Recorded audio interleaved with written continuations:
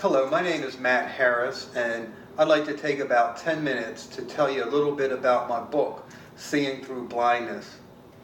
According to many of its readers, Seeing Through Blindness has already been an inspiration for many people struggling with disabilities or with drug abuse or with God. And it has also helped some people who have been victimized by family members who abuse drugs to help them get a better handle on how to cope with the situation. And a lot of readers have personally told me that it had brought tears to their eyes. And even some of them were men as well. So if you read it, I would have a box of tissues nearby too. Seeing Through Blindness tells about how an incurable and progressive eye disease called retinitis pigmentosa, or RP for short, affected my life from ages 11 to 21.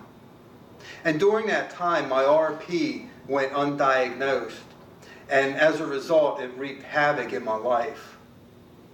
And RP, it slowly rings each retina like a sponge, squeezing out a person's peripheral and nighttime vision. And by the time I was finally diagnosed at age 21, I was already legally blind.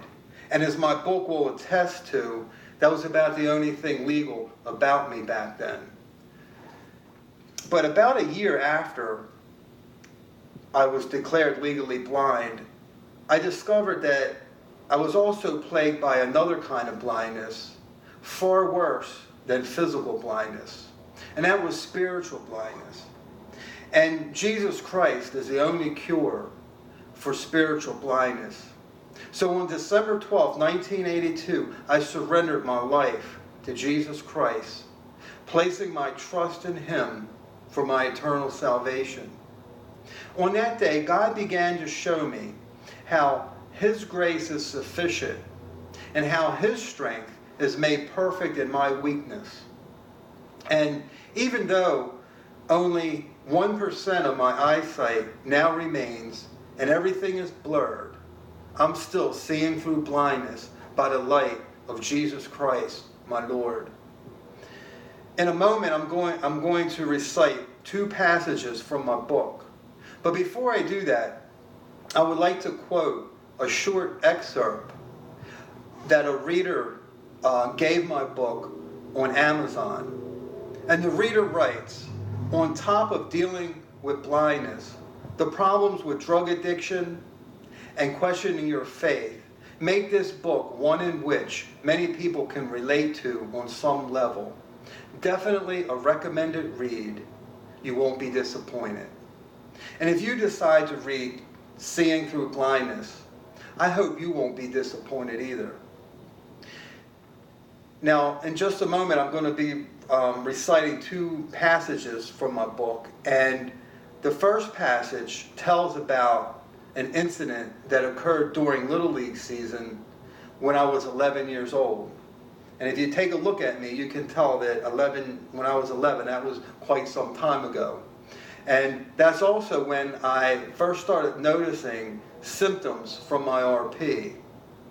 And then the second passage describes the night that I was arrested for possession of PCP.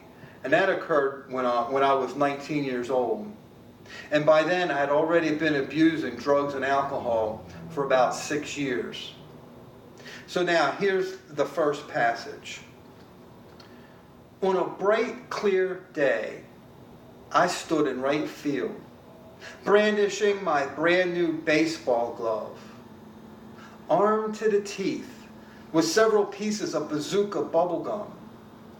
I worked my molars and my mandible while bubbles bloomed and popped until the umpire shouted, "Play ball."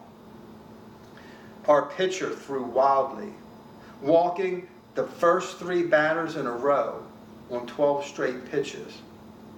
As Louie, batting cleanup, lumbered to the plate, I began to pray, "Dear God, please don't let him hit the ball my way."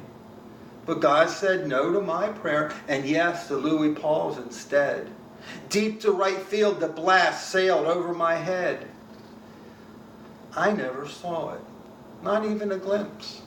I heard it, though, rattle the rusty fence, so I scanned its grassy bottom. With my eyes, I squinted and squinted as Nicholas, our first baseman, ran past me, shaking his head. He growled through clenched teeth, glinting with braces. "You moron! What the heck's your problem, Matt?" "Wish I knew," I said, as he hurled the ball home. The bases had emptied. 4 runs had scored. When Nicholas's gloved hand struck my head, it didn't hurt as much as the din of laughter from the stands. So there, in right field, I swallowed my gum, my pride, and stood alone, like a blade of grass about to be mown. An edge of hardness began sharpening itself on a whetstone inside me that day. And back then it was too intangible for me to have dulled it. And now for the next passage, we'll fast forward 8 years to when I was 19. Danny Dumas drove me and Augie Bell to Annapolis so Augie could sell baggies of flakes manufactured in hell. While Renegade by Sticks branded our ears with "The jig is up, the news is out," they finally found me, the renegade who had it made, retrieved for a bounty, never more to go astray. This will be the end today of a wanted man. Danny turned the wrong way on the Taylor Avenue. A guardrail on its shoulder stood in its stance like Dallas's doomsday defense, positioned on the line of scrimmage, ready to sack our 4-wheeled quarterback.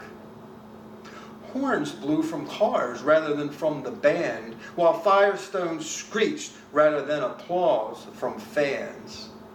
The back of the front passenger seat halted my momentum, and like a lineman forced me to fumble my pipe brimming with PCP. On the wrong side of Taylor Avenue, beneath a flickering Bic butane, my Timex still ticking red 2:10 a.m. I was stoned, with a brain that crackled like a fire log swallowed up by wretched flame.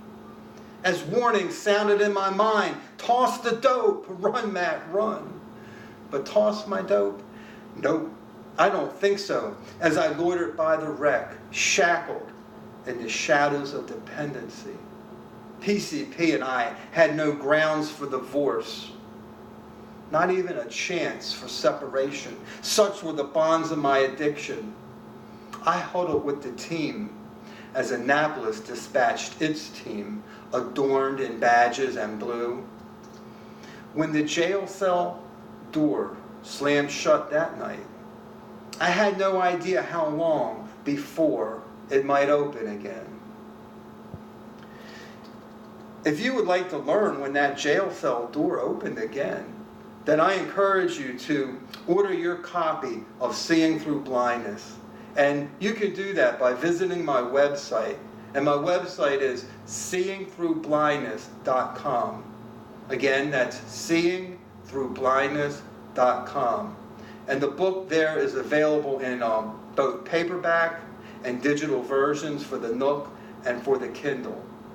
And if anyone who's listening to this video is struggling with a disability, it doesn't have to be blindness, whatever the disability is, or if anyone is struggling with a drug addiction, or if anyone is struggling with God, and you need someone to talk to, you can talk to me, and you can reach me at my email. And my email is Matt, that's MATT, at seeingthroughblindness.com. Again, that's Matt at seeingthroughblindness.com. Thank you, and God bless.